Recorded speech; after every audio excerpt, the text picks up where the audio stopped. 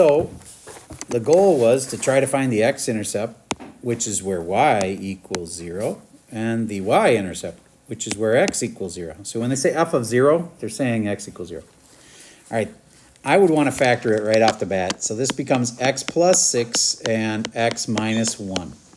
Double check me on that. Is that what you got for the factoring? Okay, good. How about x plus 6 and x minus 6 on the bottom? Okay. Now, do we want to make the top 0 or the bottom 0? For the x-intercept, we want the y to equal 0. 0 equals all that. I ask you again, do we want the top to be 0 or the bottom to be 0? Yes, the top to be 0. So there are two things it seems like would make the top 0. It seems like negative 6, and these are x-intercepts, so their y is 0, right? Negative 6 comma 0, and I'll get to it in a second, and then 1 comma 0. But one of these doesn't really work. Raise your hand if you know which one doesn't really work. Really? Seriously, only one person? All right. So, go ahead. Tell me, Sasha. If you put negative 6 into x on the bottom, it equals 0, and you can't find the 0. Do you get if I put a negative 6 in here, I'll get a 0 on the bottom? Yeah, there's a 0 on the top, but there's also a 0 on the bottom. So that one won't work. So 1 comma 0. Raise your hand if you had 1 comma 0. Okay, good. All right, moving on. LeBlanc, can you tell me how to do with a y-intercept? And so I put a 0 in either of the factored form or the non-factored form. And what did you get? I got 0.1 over 6.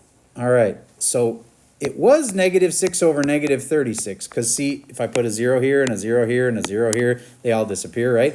But then you simplified it down, right? And you got 1/6. And then why didn't you just leave it as 1/6? Because it's where x equals 0. Nice. So 0 comma 1/6. That's the y-intercept. Yes?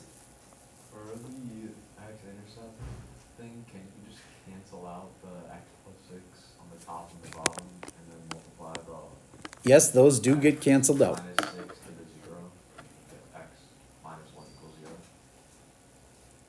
So, okay, I agree that those will cancel out, but to find the x-intercept from here, it's as simple as what makes the top 0. And if I put in a 1, that makes it 0, so that's why it's 1 comma 0. So the second part of your statement, I'm not sure that what you said is correct, but the first part about those canceling, yes, that's true. All right, I need to move on. Sorry to have to move on, but we have a lot to cover. So I'm going to next ask you about, if I give you a function like this, there's our 15-minute warning. If I give you a function like this, f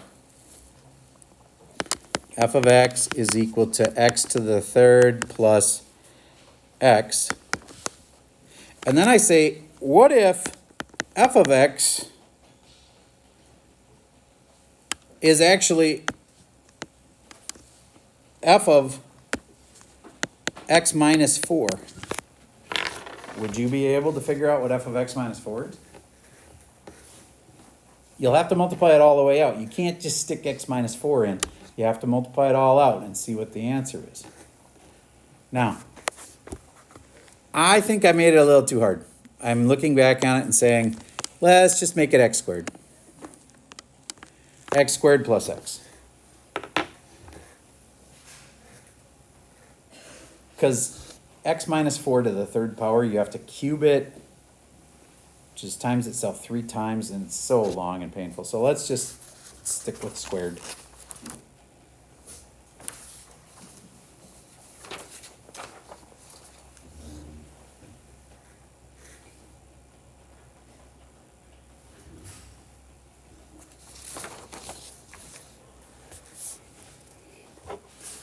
All right, you should have put in x minus 4 squared plus x minus 4. Now, some people tragically haven't got the top 20 figured out, so they think that's x squared minus 16. Do you get why they might think that? Okay, but it's not right. if you're like, what do you mean? That's what I said it was. It's because it's really x minus 4 times x minus 4, and then plus another x minus 4. So then it's really x squared minus 8x plus 16, because there's a negative times a negative. And then plus another x, and then minus another 4. Combine like terms, that and that. X squared minus 7x, and then the 16 and the negative 4 make plus 12. Raise your hand if you had that one right. Yay. All right. And the last thing I want to talk about here in our brief review is if I give you a domain question, I say, what's the domain of this thing?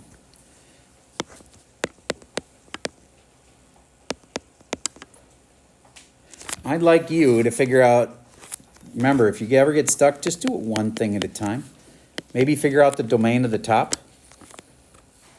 Then figure out the domain for the bottom, like what would make the bottom equal 0. And then put it all together on a number line. Telling you, so much easier to do this on a number line.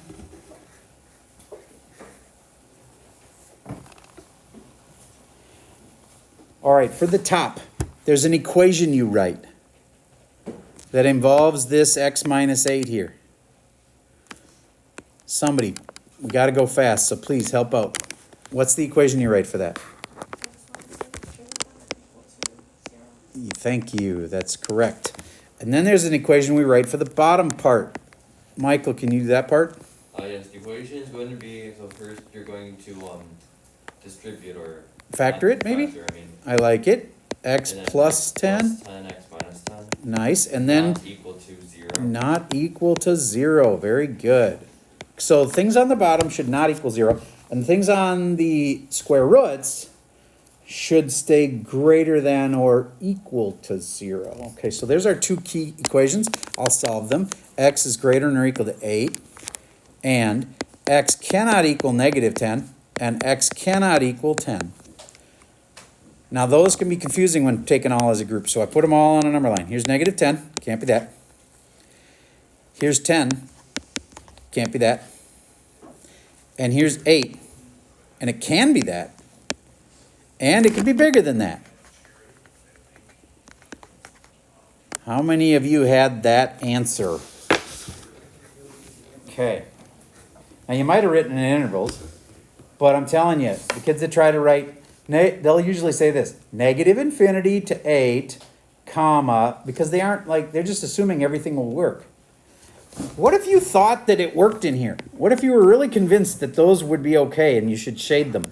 Then try one. Like, what's between negative 10 and 8? Well, 0's in there. Stick in a 0 and you'll immediately see that the top becomes square root of negative 8. That's not possible. So you can always test them and see whether you should shade them or not.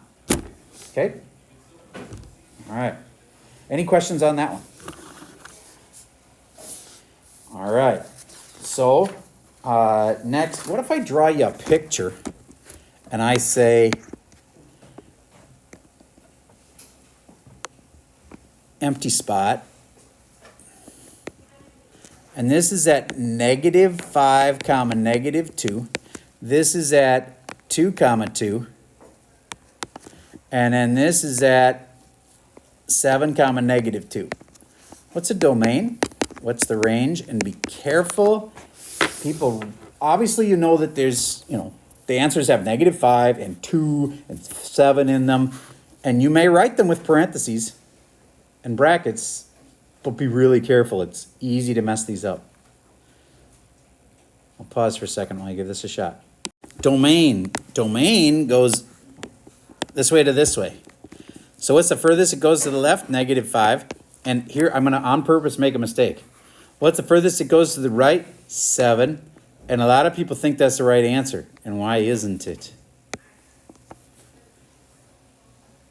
Gio. Because it doesn't include 2. Yeah, look at this. There's a gap here. As you go from left to right, it can't be 2.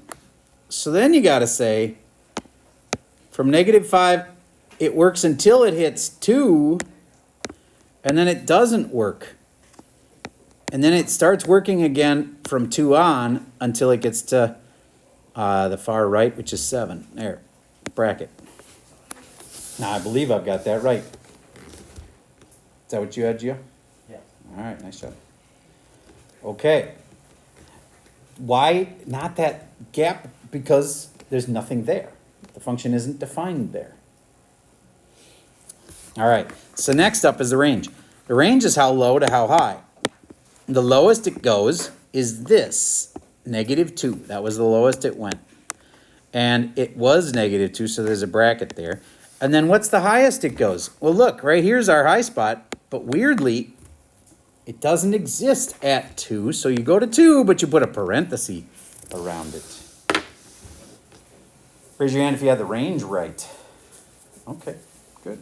That's most of you. Okay, was this a function? Yes or no? Yes, because it passes the blah, blah, blah. What? Vertical line. Vertical line test. Good. What if I just give you 3 points? 2 comma 7, 3 comma 7, and 7 comma 7. Is this a function or not? Yes.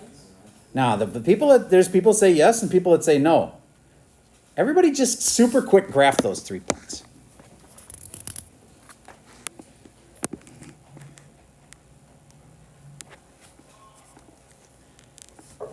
Two comma 7, 3 comma 7, 7 comma 7. Did they pass the vertical line test? Yeah, so they're fine. I know those can be confusing, but my hack for that is just graph them quick. You'll be able to tell if they pass the vertical line test. Let me ask this. What if I had changed this to 2 comma 7 at the end? Well, that's the same exact problem, Mr. Server, because they got the same exact 2, 7 and 2, 7 are the same point. Okay, so that doesn't break it. What if I threw in an extra point and it was 2 comma 8? Do you get how that would break this and it wouldn't be a function anymore? Because 2 comma 7 and 2 comma 8 would be right on top of each other. It no longer passes the vertical line test, and so therefore not a function now. Yes? Do you need to make a function, do you need a line or can it just be points? Can be just points. Okay. All right. How about this? X equals y squared, function or not? How can you tell just by looking at it? Well, if you knew what the graph was, that'd be easy. You'd pass a vertical line test. But what if you don't know what the graph is? This is not a function. The third way to tell if something is a function or not is, would this be able to solve for y and give you just one answer? And it does not. It gives you 2 answers. Watch. Square root, square root. And I know a lot of you were taught this wrong, and it's sad, but it's true. A lot of people teach this and just go, oh yeah, you can square this off and it's just y. No, when you take the square root, it's the absolute value of y. Okay, and then when you know it's the absolute value of y, here, I'm going to do it one more time. X equals y squared. I don't want to do the thing I'm accusing other people of doing. So I square root both sides, and the square root of x is x, square root of x is the square root of x. And the square root of y squared is the absolute value of y. Do you get when this comes out, there will be 2 y equations? That's why this is not a function. So can it be as simple as if there's a y squared, then it's not a function? Yelp. Because if there's a y squared, when you solve it, there would always be 2 y equations. There's only supposed to be 1 if it's a function. All right, congratulations. We've covered pretty much everything. Now, there's a menu of choices in there of what you could do to study tonight.